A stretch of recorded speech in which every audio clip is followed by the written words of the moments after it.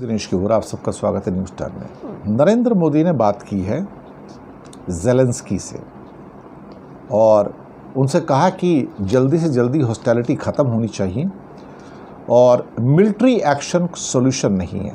बार बार नरेंद्र मोदी ये बात कह रहे हैं कि military action is not a solution, expressing his firm conviction that there can be no military solution to the conflict. ये बात उन्होंने पहले भी कई बार कही है और उसके लिए पीसफुल एफर्ट होने चाहिए और ख़ास तौर से डायलॉग एंड डिप्लोमेसी एक ही रास्ता है।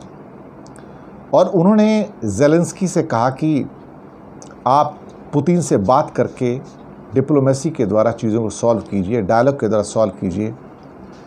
लेकिन पहली बार ऐसा हुआ है कि ज़ेलेंस्की ने प्राइम मिनिस्टर मोदी की बात सुनी, थैंक यू किया और कहा कि thank you for your advice but I will not talk to Putin.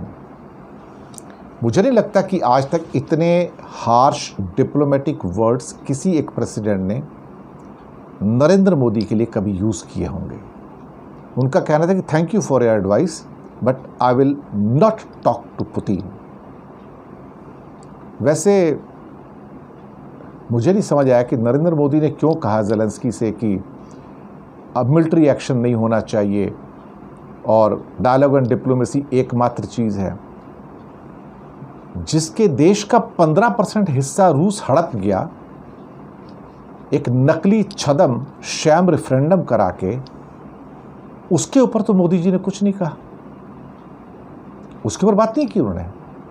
उसके ऊपर यह नहीं कहा कि रशिया ने गलत किया, क्योंकि भारत ने आज तक कभी कहा ही नहीं कि रशिया ने गलत किया, इवन यूनाइटेड नेशन में भी नहीं कहा।